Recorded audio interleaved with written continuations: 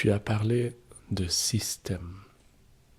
Qu'est-ce un système familial? Le système familial est un des multiples systèmes qui se forment au sein de l'humanité et au sein de l'univers. Et ce qui nous a beaucoup éclairé dans le travail spécifique des systèmes familiaux, c'est la découverte ou les travaux menés au début du XXe siècle qui s'est appelée la cybernétique, qui a étudié précisément ce qu'est un système, comment fonctionne un système, qu'est-ce qu'il inclut comme partie, et donc la notion de système nous évoque la formation d'une unité à partir d'une multiplicité de petites unités. C'est-à-dire qu'un système est constitué par une multitude d'unités qui ensemble forment une grande unité. Et chacune de ces parties est elle-même la reproduction du tout. C'est-à-dire que dans le système humain, par exemple, l'individu va reproduire toute l'information du système le plus direct auquel il appartient, son premier système. Et le premier système de tout individu, c'est son système familial, c'est-à-dire la provenance de sa vie à partir de deux personnes qui sont ses parents biologiques, et ces deux personnes elles-mêmes contiennent et transmettent par conséquent l'information de leurs deux parents, qui transmettent l'information de leurs deux parents, et ainsi de suite. Ça vient à dire que chaque individu contient en lui-même toute l'information de tous ses ancêtres, depuis qu'il a des ancêtres. Et ce que nous comprenons dans cette théorie, grâce à cette théorie des systèmes, c'est que le système humain lui-même inclut l'information de tous les grands systèmes qui l'ont précédé, c'est-à-dire le système animal, et nous le voyons dans la vie biologique de l'humain, et antérieurement le système végétal, et antérieurement le système minéral. Donc l'être humain est le système le plus récent qui contient l'information de tous les systèmes qui l'ont précédé. Et c'est pourquoi nous pouvons dire que lorsque nous voyons une constellation, c'est l'information de tout ce qui l'a précédé, de tout ce qui a précédé le client, qui se manifeste. Et ça sera ce qui est le plus essentiel, le plus important pour cette personne qui va se manifester dans la constellation. Tu parles d'information. Comment est-ce que cette information se manifeste? C'est quoi cette information? Les physiciens quantiques de maintenant, ceux qui travaillent avec l'énergie, nous disent que l'énergie, c'est de l'information. Et nous sommes constitués d'énergie. Une énergie a des niveaux de densité variables, c'est-à-dire une énergie subtile, mais aussi une énergie densifiée à différents degrés. Et notre corps est de l'énergie qui s'est densifiée. Alors on parle de matière, mais la matière c'est de l'énergie densifiée.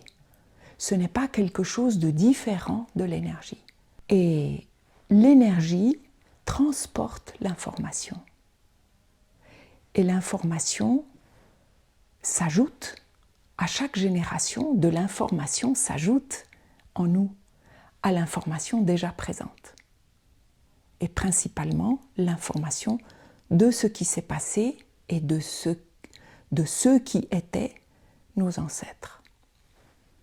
Et donc notre corps, dans chacune de nos cellules, il y a une partie d'énergie très densifiée que nous voyons comme matière et que nous pouvons toucher, sentir. Et puis il y a une immense proportion d'informations à l'état vibratoire, c'est-à-dire une énergie non densifiée. Et les travaux du chercheur russe Piotr Garyaev nous ont montré que dans l'ADN de chacune de nos cellules, chacun de nos atomes, il y a un tout petit pourcentage, 1-2%, de cette chose appelée ADN, qui est de l'énergie densifiée, produite par des particules, et de l'énergie vibratoire qui est en immense quantité, c'est-à-dire près de 100%. Et cette énergie vibratoire, c'est quoi? C'est de l'information. Et cette information-là est en continuelle transformation. C'est-à-dire qu'on peut imaginer comme un champ d'épis de blé sur lesquels souffle le vent, et nous voyons bien que c'est un champ de blé. Chaque épi est une information. Mais à chaque instant, le vent modifie la position, le rapprochement, la texture du champ que nous regardons. Et notre ADN vibratoire, qui longtemps a été considéré comme un ADN inutile, même appelé ADN poubelle, nous réalisons maintenant, grâce aux recherches de ce biologiste russe, nous réalisons maintenant que c'est un champ d'information qui continuellement se modifie en fonction de ce qui arrive, des circonstances, de l'héritage, de ce qui est vécu par la personne. Cette information se concrétise comment dans la vie d'une personne? Elle se montre comment? Eh bien, elle va prendre la forme de situations vécues. Elle va se manifester à travers ce que nous vivons, comment nous le vivons, avec quelles ressources nous le vivons, ou avec quelle absence de ressources nous le vivons. Et c'est ce qui constitue le quotidien d'une personne. Elle va vivre cette information à travers son quotidien. Et ça, c'est ce qui constitue la vie du système et ce que l'expérience, l'observation nous montre, c'est que cette énergie ne circule pas de n'importe quelle manière. Ce n'est pas quelque chose de désordonné. C'est au contraire quelque chose de très structuré. Cette énergie obéit à une structure, comme tout dans l'univers. Et cette structure a pu être observée par Bert Hellinger, qui a lui-même dû observer beaucoup et découvrir que cette structure suit 3 ou 4, on peut dire 4 grandes lignes. Et donc le système familial va évoluer comme tout élément en évolution va bouger, et pour bouger va suivre cette structure. Et l'énergie va être canalisée en quelque sorte par cette structure. Alors il a pu, Bert Hellinger, définir les 3 éléments de base de cette structure, qui sont l'ordre chronologique. Et donc il y a ce qui vient d'abord et ce qui vient après, pour le dire simplement. Il y a ce qui appartient à ce système, tout ce qui appartient à ce système et qui ne peut pas en être exclu, qui ne peut pas en être extrait sans conséquence. Et il y a un autre grand facteur d'équilibre qui est l'équilibre entre ce qui entre et ce qui sort, entre ce qui est pris et ce qui est rendu, entre ce que tout au début de la thérapie systémique, les scientifiques appelaient pertes et gains, l'équilibre entre pertes et gains, donc entre plus et moins. Et c'est ça qui permet cet équilibrage automatique, indépendant de notre volonté, va donner à l'ensemble, donc au système, la capacité de ne pas tomber, de ne pas se défaire, la capacité de continuer dans le mouvement vers l'avant. Un mouvement évolutif, évidemment. C'est un peu comme si je vais en bicyclette. Pour rester en équilibre, il y a ce mouvement nécessaire de tourner les roues. Et cet équilibre qui me permet l'évolution se base sur ce qui entre et ce qui sort. Le plus et le moins. Voilà, ça ce sont les grandes lignes avec lesquelles le système évolue et qui demandent de l'humain une acceptation que c'est comme ça.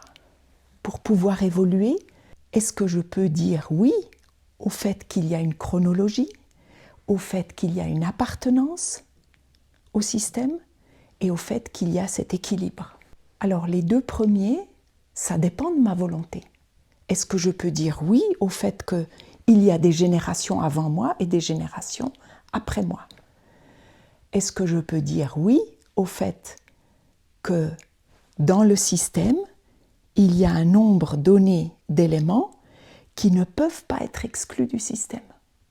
Est-ce que je peux le voir et dire oui? Et ensuite, est-ce que je peux voir et accepter qu'il y a un équilibre entre ce qui est donné et ce qui est reçu?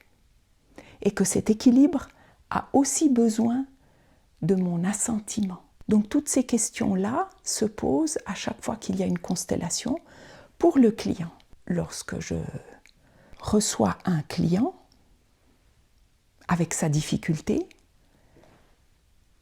je vais exposer, grâce à la constellation, ce n'est pas moi qui le fais, c'est le champ de la constellation qui va manifester à travers les représentants les déséquilibres de ces trois grandes forces qui tiennent le système, qui soutiennent le système, qui nourrissent le système. Et la constellation va nous montrer où est la transgression d'une de ces trois forces.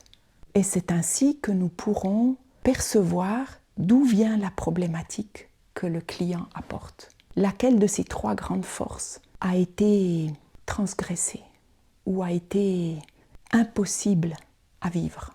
Et le mouvement de guérison viendra de réordonner quand il y a eu un désordre entre ce qui était là avant et ce qui est là après, ou à réinclure ce qui avait été exclu de l'appartenance.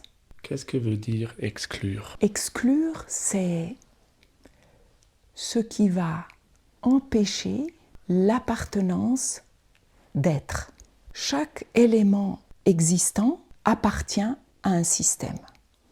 Et dans un système familial, c'est chaque individu qui apparaît dans le système, appartient pour toujours à ce système. Je suis né dans une famille et pour toujours, j'appartiendrai à cette famille. Mais il y a des situations de vie où cette appartenance est supprimée, est annulée, est niée. Et donc, quand cette appartenance est niée, cela crée un déséquilibre. Et ce déséquilibre va apparaître dans la vie de la personne ou dans la vie des descendants sous forme de difficultés, de problématiques. Et donc, cela se voit dans la constellation. Alors bien sûr, je peux expliquer le détail de comment cela se voit, mais le plus utile, c'est d'assister à une constellation, parce que là, c'est visible. Et c'est beaucoup plus facile à comprendre que si je l'explique. Mais certainement, nous les vivants, vivons ce qui nous est transmis et transmettons à nos descendants ce type de problématique-là que nous ne comprenons pas. De prime abord, c'est incompréhensible, mais lorsque nous nous référons à ces forces qui tiennent le système en mouvement vers l'avant et en évolution, à ce moment-là, nous voyons où les freins se sont imposés. Et c'est en retournant à la position originale, c'est-à-dire à l'ordre chronologique ou à l'appartenance que nous allons pouvoir apporter une compréhension et une solution à notre problématique. Pourrais-tu nous donner un exemple concret à ce qui concerne l'exclusion et l'intégration de quelqu'un dans un système? Je vais donner un exemple qui concerne des vivants, uniquement des vivants.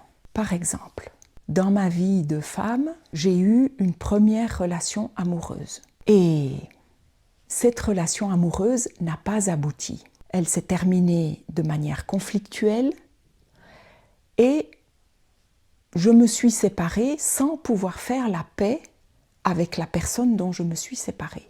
Et cette non-réconciliation, cet non-apaisement du conflit reste comme quelque chose qui est encore nourri par une énergie. Et cette énergie est une énergie de rejet de ma part. Je ne veux plus le voir, je ne veux plus entendre parler de lui, etc. Quelle que soit la modalité que cela a pris. Et plus tard dans ma vie, je rencontre quelqu'un d'autre avec qui je noue une relation dont naîtront des enfants. Eh bien, le premier-né, c'est ce qui s'observe généralement, est celui qui va, sans le savoir, être en lien avec cette première relation que j'ai eue et qui s'est mal finie. Comme si le premier-né venait me montrer cette relation que je n'ai pas terminée dans la paix, c'est-à-dire de manière réconciliée. Et alors, mon premier enfant sera intimement lié à cette autre personne. Et donc, il vivra comme identifié à cette autre personne, comme venant la remplacer pour que je puisse faire le travail de réconciliation.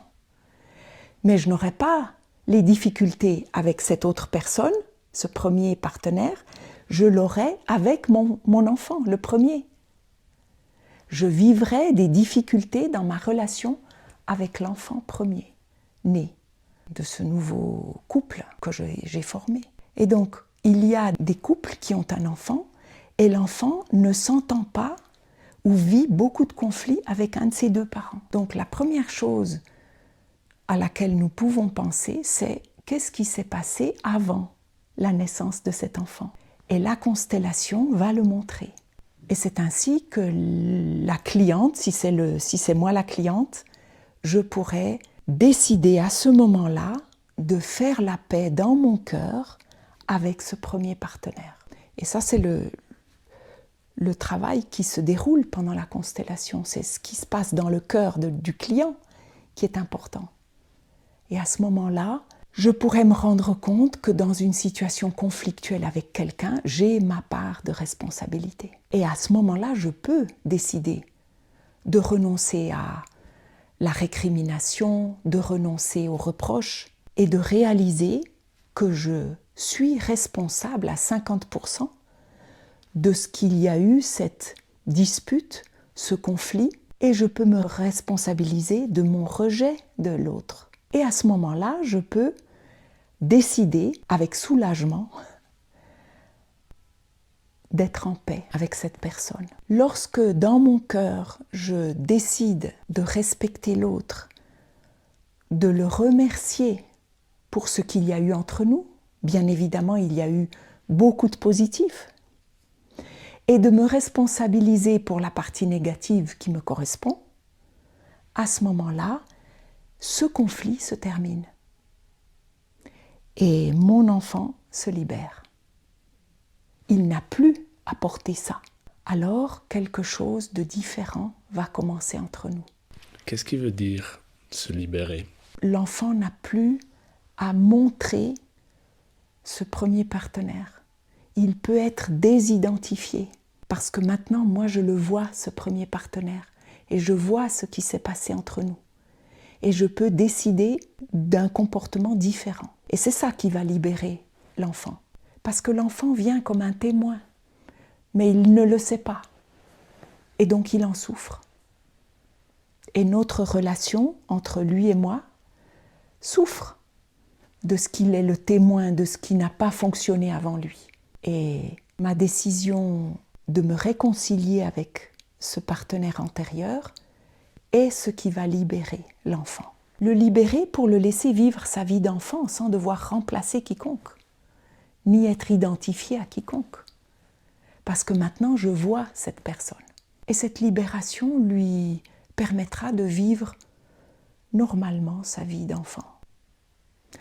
Parfois, il y a une problématique de ce genre, parfois il y en a plusieurs qui s'ajoutent, qui vont se révéler au fil du temps, et à chaque fois, nous ferons un travail spécifique sur la problématique qui se manifeste au moment donné. Pourquoi as-tu commencé avec les constellations familiales? Comme tout le monde, en recherche d'une solution à une situation difficile. Et lorsque j'ai commencé à chercher, c'est apparu. Et ça a été tout d'abord un cheminement personnel, des prises de conscience graduelles, personnelles, jusqu'à ce que cela devienne pour moi une évidence que cela allait aider plus de personnes qu'uniquement moi. Et comme je suis une personne de famille, c'est évident que ça m'a ouvert une porte vers la possibilité d'aider d'autres personnes et d'autres familles. Et c'est ainsi que je me suis formée. Pour moi, c'était naturel.